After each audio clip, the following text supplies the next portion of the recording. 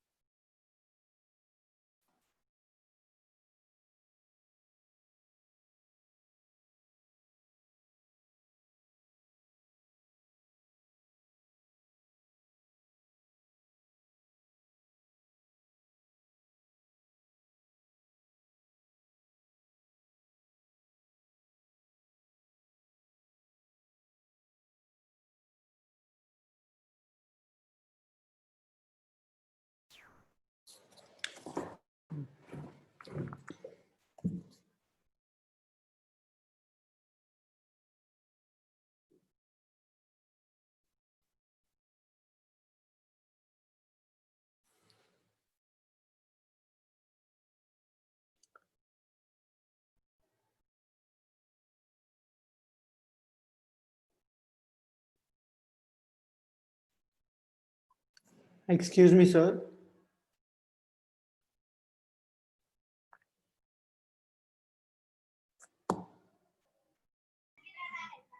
Hello, sir. Excuse me. Sir, you are Excuse- on. Okay ठीक है, देख लो अभी पार्टिकल का इनिशियल वेलोसिटी था v1 और पार्टिकल का फाइनल वेलोसिटी v2। तो हमने पिछले बार पढ़ा था कि एक्सेलरेशन क्या होता है। Acceleration nothing but the change in velocity. Acceleration nothing but the change in velocity. तो चेंज इन वेलोसिटी को हम लोग बोल देंगे एक्सेलरेशन। यानी जिस डायरेक्शन में चेंज इन वेलोसिटी होगा, ठीक है। Siddharth, I have just drawn the diagram. अभी मैंने पढ़ाने शुरू किया है, ठीक है। तो एक्सेलरेशन का मतलब होता है चेंज इन वेलोसिटी, ठीक है, चेंज इन वेलोसिटी। तो change in velocity with respect to time. तो इसका मतलब क्या हो रहा है कि acceleration is directly proportional to the change in velocity. Acceleration is directly proportional to the change in velocity. Is directly proportional to the change in velocity, ठीक है। तो हम लोग क्या करेंगे, ये सर्कुलर मोशन में जो पार्टिकल मूव कर रहा है एंटी क्लॉकवाइज मोशन में, उसको भी एक्सेलरेशन है, लेकिन उसके लिए हमको चेंज इन वेलोसिटी निकालना पड़ेगा। इसलिए हम लोगों ने दो वेलोसिटीज कंसिडर किए, v1 और v2। तो चेंज निकालने के लिए इन दोनों भी वेक्टर को एक साथ लाना पड़ेगा, तब जाके you can find out the change. तो इसलिए क्या करेंगे हम लोग, तो उसके लिए हम लोग क्या करेंगे, देखो अब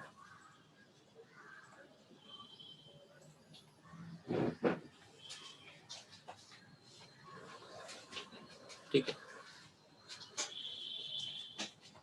अब इसमें चेंज इन वेलोसिटी कैसे निकालेंगे, देखो उसके लिए वेक्टर का शिफ्टिंग मैंने आपको पिछली बार पढ़ाया था। वेक्टर को शिफ्ट किया जा सकता है पैरेलली और उसके अलॉन्ग लाइन ऑफ एक्शन, ठीक है। तो here I am going to shift the vector. तो कैसे शिफ्ट करेंगे, देखो v2 को हम लोग एक जगह पर फिक्स करेंगे, इसको फिक्स रखेंगे, only we are going to move v1, ठीक है, v1 को मूव करेंगे। तो अब कैसा होगा, देखो ये वाला पार्ट। तो v2 को हमने फिक्स रखा है, v2 को, तो ये जो v2 है इसको यहाँ पे दिखा रहा हूँ मैं। So I am not going to change the v2, okay. So here I kept the v2 constant, ठीक है, इस v2 को मैंने यहाँ पे कांस्टेंट रखा है। अब हम लोग क्या करेंगे, इस v1 को शिफ्ट करेंगे पॉइंट बी पर, यानी v1 था पहले पॉइंट ए पर, अब उसको शिफ्ट करेंगे पॉइंट बी पर, यानी इस वाले पॉइंट पर। लेकिन वेक्टर को शिफ्ट करते वक्त एक चीज याद रखना कि उसका मैग्नीट्यूड यानी उसका लेंथ चेंज नहीं होना चाहिए और उसका डायरेक्शन चेंज नहीं होना चाहिए। वेक्टर को जब हम लोग शिफ्ट कर लेते हैं तो रिमेंबर वन थिंग कि उसका डायरेक्शन और उसका मैग्नीट्यूड ये दोनों भी चीजें चेंज नहीं होनी चाहिए। इसका मतलब आपने अच्छे से वेक्टर को शिफ्ट कर लिया। अगर आपने चेंज किया तो इसका मतलब आपने वेक्टर को अच्छे से शिफ्ट नहीं किया है, ठीक है। So you remember that part, remember that part. Madam अजून एक आठवड्याची So- पाहिजे बरं का. Now I am going to shift the vector v1 at the point b। Point B पर मैं वेक्टर v1 को शिफ्ट कर रहा हूँ। अब वेक्टर v2 को मैंने फिक्स रखा है, I am not going to change the vector v2, ठीक है, ओके, ठीक। अब देख लो मैंने कैसे शिफ्ट किया वेक्टर v1 को।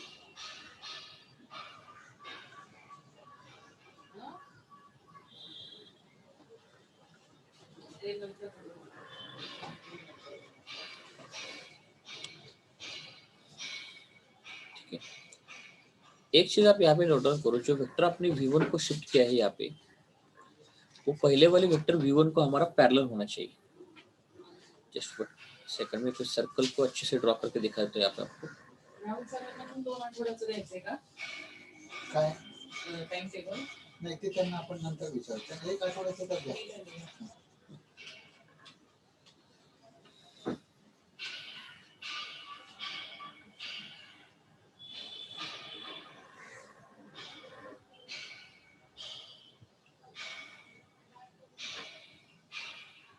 वेक्टर शिफ्टिंग अच्छे से सीख लो, कैसे वेक्टर को शिफ्ट किया जा सकता है। तो स्लोली बता रहा हूँ, सारी चीजें देख लो अच्छे से, how to shift a vector. ये सबसे इम्पोर्टेंट पार्ट है यहाँ पे। तो हमको v1 को शिफ्ट करना है, तो what I am going to do, I am just going to draw parallel line. तो उसी पैरेलल लाइन में हम लोग इस वेक्टर को शिफ्ट कर सकते हैं, ठीक है, यानी थोड़ा दिखने में आपको ठीक है। तो हम लोगों ने इस v1 को समझ लो यहाँ पे शिफ्ट कर लिया ऐसे, और हमारा जो v2 है उसको हम लोग उसी जगह पर फिक्स रखेंगे। इस जगह पर हमारा v2 था,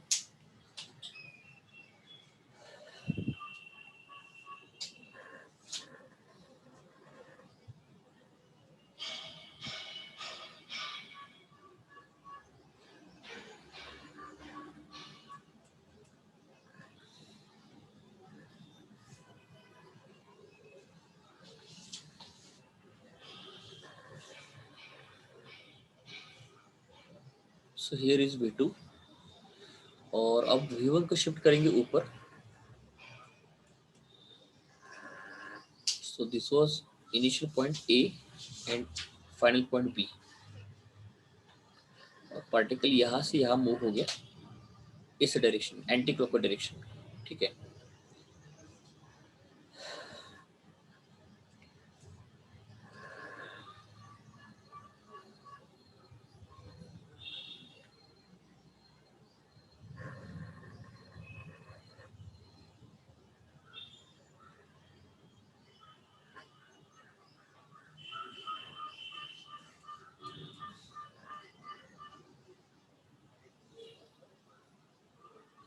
और ये V1 नंबर हो गया, ठीक है।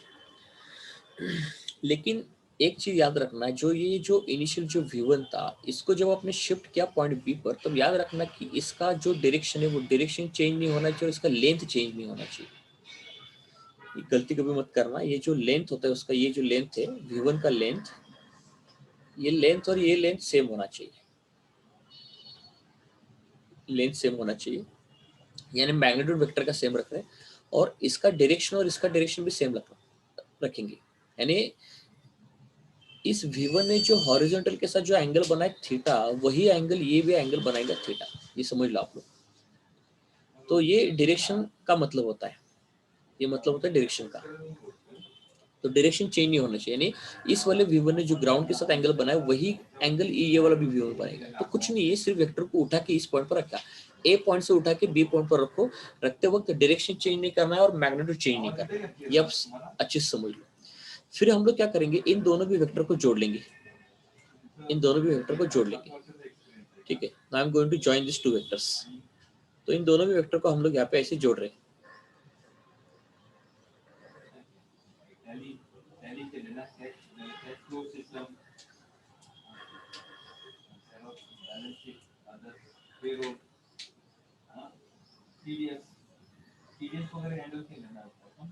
ठीक है, तो इसको मैंने ज्वाइन कर लिया, ठीक है।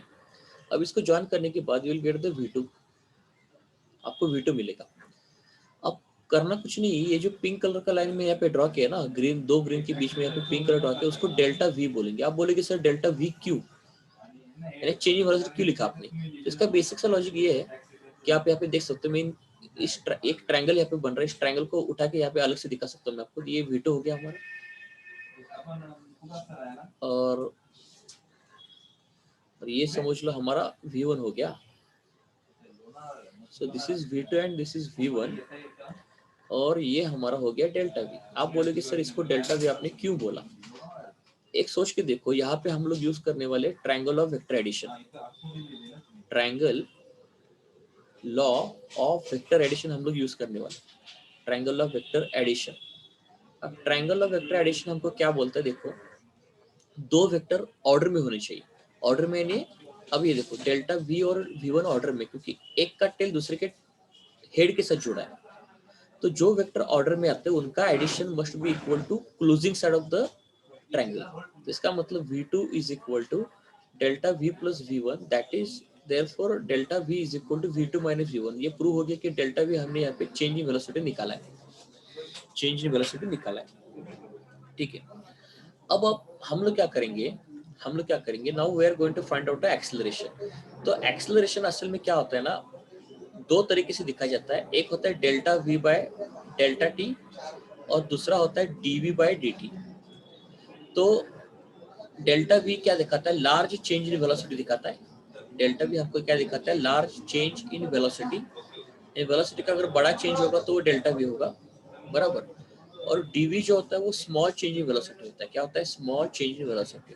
dV जो होता है वो स्मॉल चेंज इन वेलोसिटी होता है, स्मॉल चेंज इन वेलोसिटी। ये चीज आप लोग याद रखना।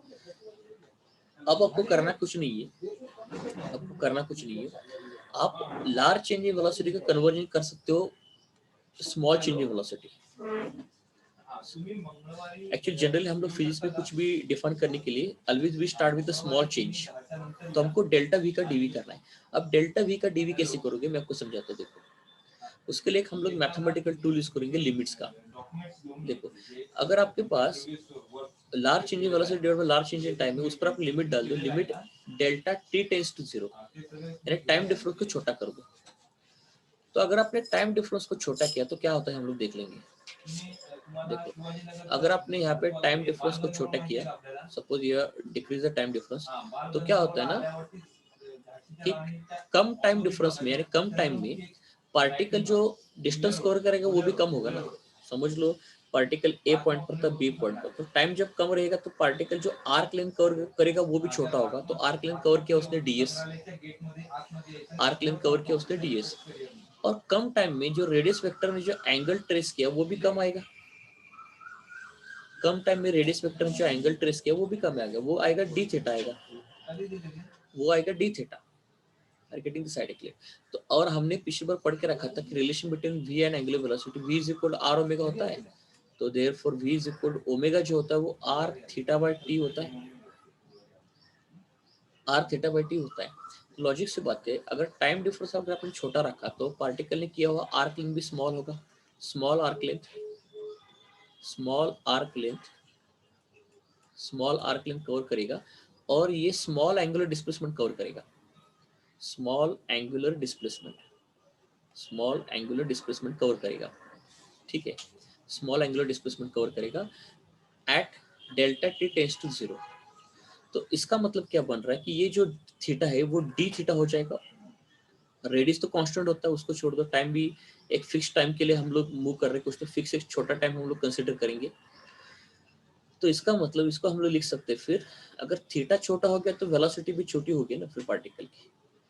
तो इसका मतलब r by T into D theta, ये उसके मतलब निकल के आता है। और टाइम भी छोटा कर रहे तो टाइम को चलो dt लिखो, r तो कांस्टेंट है, r को छोड़ दो, at least you can put the time, small time के लिए, स्मॉल टाइम इंटरवल के लिए हम लोग dt लिखेंगे।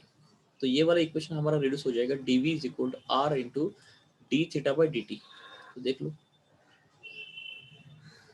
r तो कांस्टेंट है, r तो कांस्टेंट है।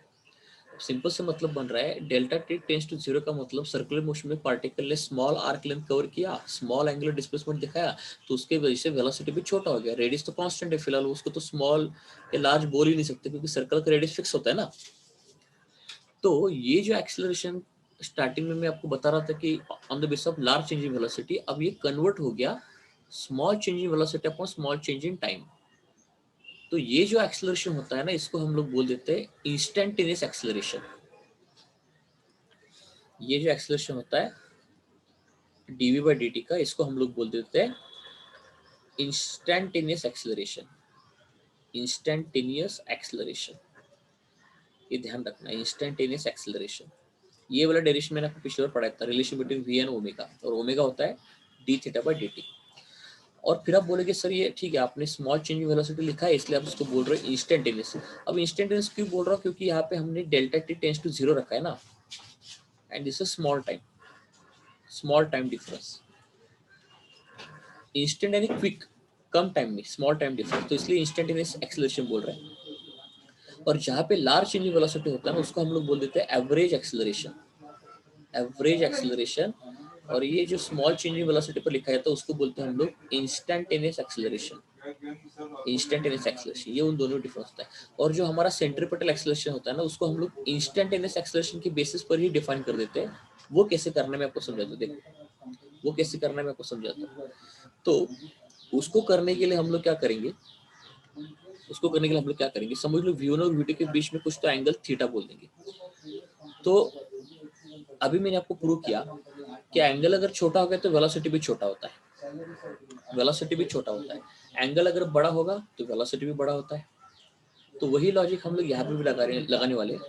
तो यहाँ पे देख लो आप अच्छे से कि I want to reduce the delta V, तो डेल्टा वी को रिड्यूस करने के लिए एंगल रिड्यूस करना पड़ेगा ना आपको, डेल्टा वी को कम करने के लिए एंगल कम करना पड़ेगा, ठीक है। तो अगर आपने थीटा टेंड्स टू 0 किया, थीटा टेंड्स टू 0 किया यानी एंगल को कम करते जाओ। अगर आपने थीटा का डी थीटा किया तो लॉजिक से बात है डेल्टा वी का कन्वर्जन हो जाएगा डीवी में, ये उसका मतलब है।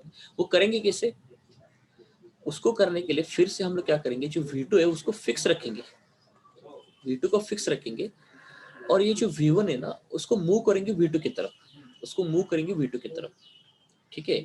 अब ये कैसे करेंगे मैं आपको समझाता हूँ, देखो ये कैसे करेंगे मैं आपको समझाता हूँ, अलग से समझाता हूँ। देखो अब काम करो, अब ये समझ लो आपने लिखा है v2, इसको फिक्स रखेंगे, ठीक है। अब आपने यहाँ पे लिखा है v1, इसको मूव करना है, समझ लो आपको। और इनके बीच में जो पिंक कलर का पोर्शन है ये हमको डेल्टा वी दिखा रहा है, करेक्ट है। अब हम लोग क्या करेंगे, suppose this is a v2 and this is a v1, बराबर। अब मुझको ये एंगल इनके बीच का कम करना है एंटी क्लॉकवाइज डायरेक्शन में। तो कैसे करना है, मैं आपको एक एक्सपेरिमेंट घर में कर सकते हो आप। ये वाला v2 को फिक्स रखो और v1 को मूविंग करो, मूविंग।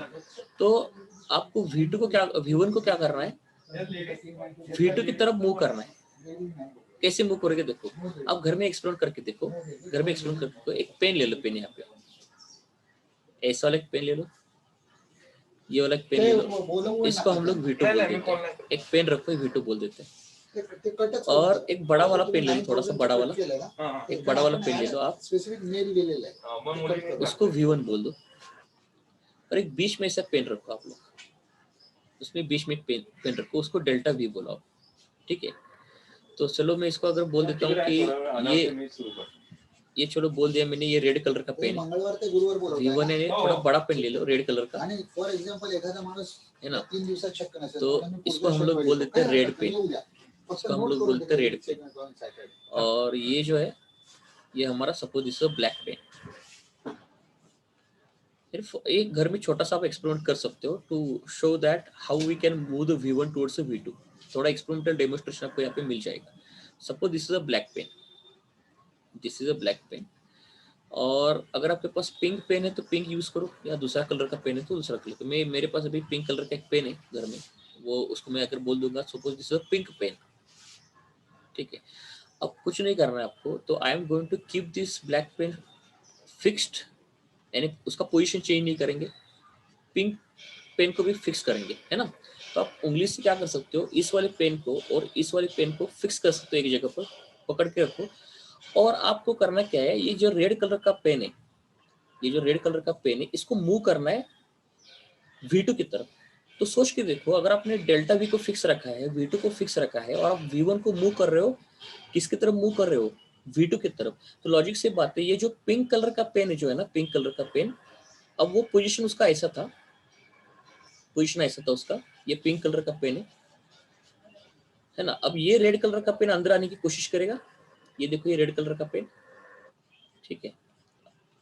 तो कहाँ पे फोर्स लगेगा पिंक कलर के पेन पर, आप दिखा दो। देखो रेड कलर का पेन जब अंदर आने की कोशिश करेगा, तो ये रेड कलर का पेन इस पॉइंट पर, या पॉइंट दिखाता हूं मैं आपको, इस पॉइंट पर पिंक कलर के पेन पर फोर्स लगाएगा, ठीक है।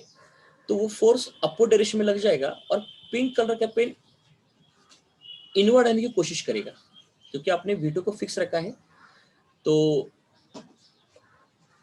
यहाँ पे रेड कलर का पेन आपको टॉर्क दिखाएगा ऐसे लेफ्ट हैंड साइड में, तो पिंक कलर का पेन जो है ना वो मूव होगा अंदर की तरफ, अंदर की तरफ मूव होगा। समझ लो पिंक कलर का पेन पहले ऐसे था, अब जैसे जैसे रेड कलर का पेन अंदर आएगा, घर में करके देखो आप, रेड कलर का पेन अंदर आएगा तो पिंक कलर का पेन ऐसे ऊपर उठेगा, यानी ये अगर ऊपर उठा यानी इस डायरेक्शन में जाएगा। देखो मैं आपको दिखाता हूँ यहाँ पे,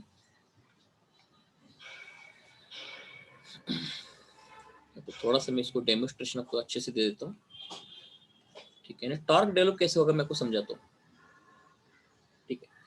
ये रेड कलर के पेन ऐसे अंदर आएगा यहाँ पे, इसको फ्रिक्शन करते वक्त, इसको फ्रिक्शन करते वक्त, यानी इस पोर्शन पर ये फ्रिक्शन होगा रेड कलर के पेन का, ठीक है। तो ये जो पिंक कलर का पीछे वाला सिरा है ना, वो ऐसे घूमेगा, और आगे वाला सिरा जो वो इस तरफ आएगा। तो फाइनली जो है ना वो पिंक कलर का पेन जो है ना वो थोड़ा सा टिल्ट होके होके होके क्या होता है कि, समझ लो पहले उसका इंक्लिनेशन ऐसा था, ये थोड़ा घर में आप करके देख सकते हो, इसके लिए कोई प्रॉब्लम नहीं है। तो समझ लो पहले पिंक कलर का पेन ऐसा इंक्लिनेशन था उसका, ऐसा इंक्लिनेशन था, ठीक है। अब वो ऐसे घुमा, वो टॉर्क मिला ना उसको रेड कलर के पेन की वजह से, वो इस तरफ गया और ये इस तरफ गया। वो टॉर्क मिलने की वजह से वो पिंक कलर का पेन, अब जो इंक्लिनेशन जो पहले था उसका इंक्लिनेशन, अब वो चेंज हो गया। समझ लो वो वही लाइन यहाँ पे ड्रॉ कर रहा हूँ, वो चेंज होके ना थोड़ा सा ऐसे इनवर्ट दिखा देगा,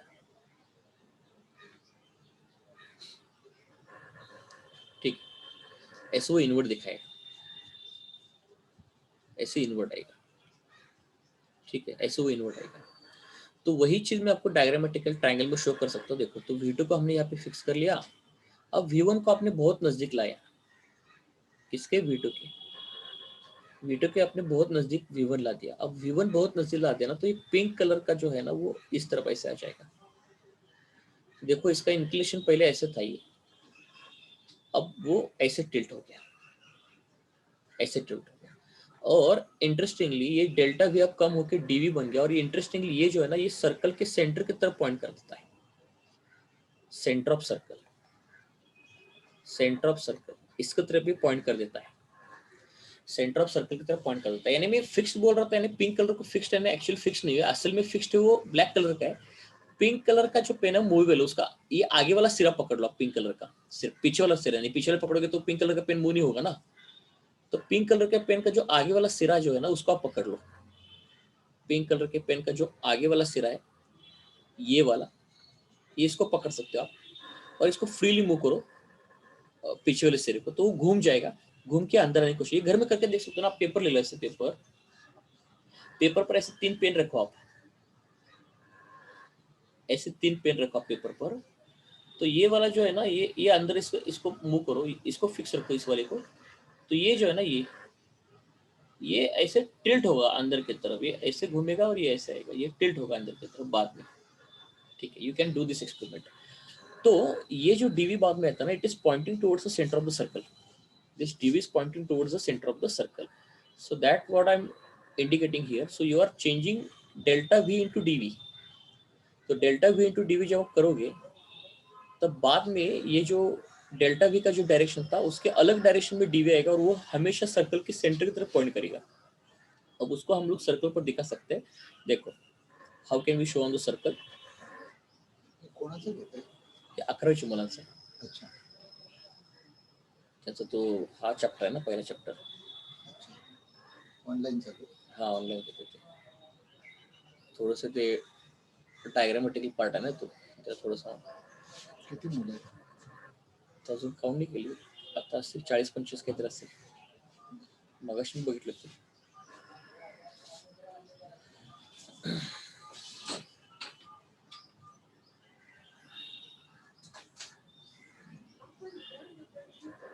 ठीक है, अब एक चीज देखो, तो पिछली बार आप लोगों ने जो होमवर्क सबमिट किया था, तो उसमें मैं आपको यही बोल रहा था कि what a diagram you are drawing. मैंने आपको आज प्रॉपर उसको करके दिखाया है। अब देखो, अब ये कैसे डायग्राम दिखेगा। देखो, तो वीडियो को तो हमने फिक्स रखा था। I was just decreasing the length of that pink colour. Pink colour का जो वेक्टर था डेल्टा, उसका लेंथ कम करना था, इसलिए मैंने V1 को अंदर मूव किया V2 की तरफ। V2 फिक्स रखा था, तो पिंक कलर का जो पेन है ना घूम गया, वो अंदर आ गया। या ऐसा आपको एक्सपेरिमेंटल डेमोन्स्ट्रेशन उसका देखना है। ठीक है, ये तो इतना बेसिक सा लॉजिक है, वो आप लॉजिकल सोच भी सकते हो कि असल में मैं आपको मैसेज क्या कन्वे कर रहा हूँ, क्योंकि तो प्रैक्टिकली तो right now I am not able to show it.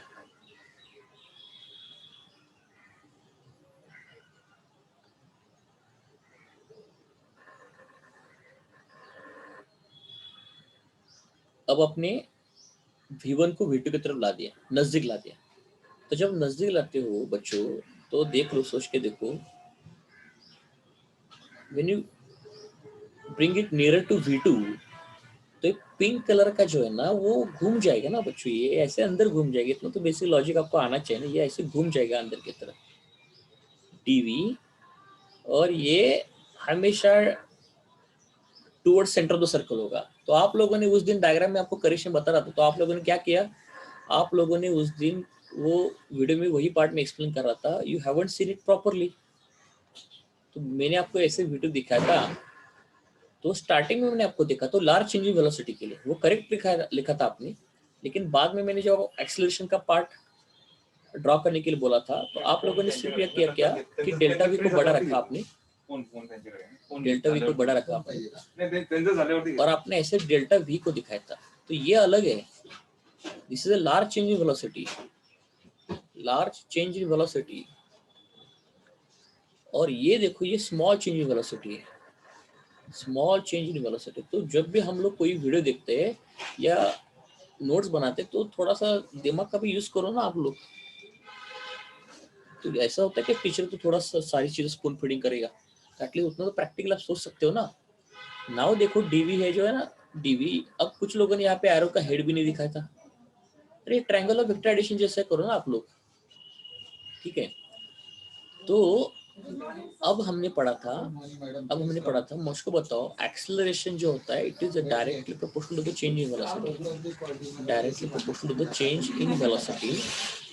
तो इसका मतलब जो हमारा जो एक्सेलरेशन है radial, it is directly proportional DV. जो डीवी का डायरेक्शन होगा वही एक्सेलरेशन का डायरेक्शन होगा। तो इसका मतलब हमारा जो एक्सेलरेशन जो है सर्कुलर मोशन का वो toward the centre of the circle आएगा, toward the centre of the circle आएगा, और इसी को हम लोग बोल देते हैं रेडियल एक्सेलरेशन। रेडियल एक्सेलरेशन क्यों? क्योंकि it is along the radius of the circle, along the radius of the circle, and it is also called as centripetal acceleration. Centripetal acceleration because it is towards center of circle.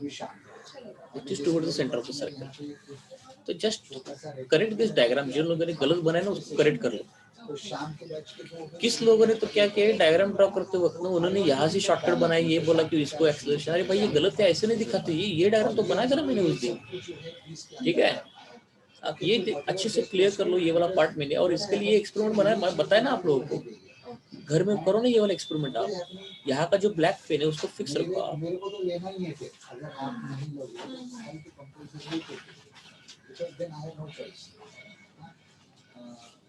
यहाँ पे जो black pen है इसको आप fix रखो ना, black pen को इसको फिक्स रखो आप लोग। ये लाल पेन अंदर की तरफ मूव करो और पिंक पेन का पीछे का पार्ट वैसे रहने दो, इसको फ्री रखो, तो ये ऐसे घूम जाएगा ना ऑटोमेटिकली, अंदर की तरफ आने की कोशिश करेगा। पहले वो इस डायरेक्शन में जा रहा था, अंदर की तरफ आने की कोशिश कर रहा है, इतना तो लॉजिकली सोच सकते हो ना। अभी फिर 10th तो आपने कंप्लीट किया, so you can understand this particular experiment, ठीक है। और वो एटम कैसे भी करो, किसी जगह पर भी करो, हमेशा पॉइंट करता है toward the centre of the circle, ठीक है। अब ये डायग्राम करेक्ट हो गया। अब फिर ये जो रेडियल एक्सेलरेशन होता है और ये सेंट्रिपेटल एक्सेलरेशन होता है, उसकी वजह से सर्कुलर मोशन पॉसिबल है, ये मैंने आपको पिछली बार पढ़ाया था।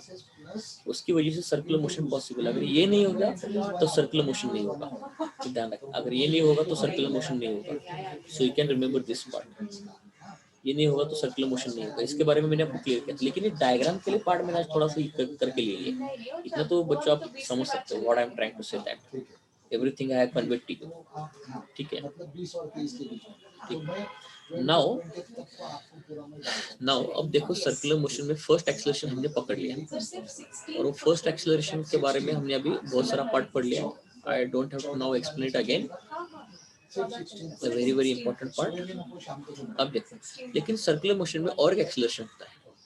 अगर देखो पार्टिकल अगर यहाँ पे है और उसके बाद यहाँ पे आ सकता है और उसके बाद यहाँ पे आ सकता है, ठीक है। अब देखो पार्टिकल क्या होता है कि इस पॉइंट से टेंजेंशियली बाहर निकलने की कोशिश करता है, उसके बाद इस पॉइंट से बाहर निकलने की कोशिश करता है, उसके बाद समझ लो इस पॉइंट से बाहर निकलने की कोशिश कर रहा है, ठीक है। इस पॉइंट से बाहर निकलने की कोशिश कर रहा है। ये होगा V1, ये होगा V2 और ये होगा V3, ऐसे हमने बनाया, ठीक है। ठीक, अब होता क्या इसमें, अब क्या होता है देखो, पार्टिकल अगर इस डायरेक्शन में बाहर निकलने की कोशिश करेगा तो ये सेंट्रिपेटल एक्सेलरेशन उसको अंदर पुल करेगा, एक्सेलरेशन, या यहाँ पे फोर्स होता है ना, जैसे न्यूटन सेकंड लॉ होता है, centripetal force, centripetal force is equal to mass into centripetal acceleration, centripetal acceleration, mass into centripetal acceleration। तो यहाँ पे instead of centripetal acceleration we can show it as a centripetal force। तो particle अगर इस direction से linearly बाहर निकलने की कोशिश करेगा तो सेंट्रिपेटल फोर्स उसको अंदर की तरफ पुल करेगा, तो फोर्स अंदर की तरफ पुल करेगा, तो इन दोनों का जो नेट रिजल्टेंट है सेंट्रिपेटल फोर्स का, तो पार्टिकल का डायरेक्शन चेंज होगा, डायरेक्शन चेंज होकर पार्टिकल इस डायरेक्शन से बाहर निकलने की कोशिश करेगा, फिर सेंट्रिपेटल फोर्स उसको फिर से सेंटर की तरफ खींचेगा, सेंट्रिपेटल फोर्स फिर से उसको सेंटर की तरफ खींचेगा,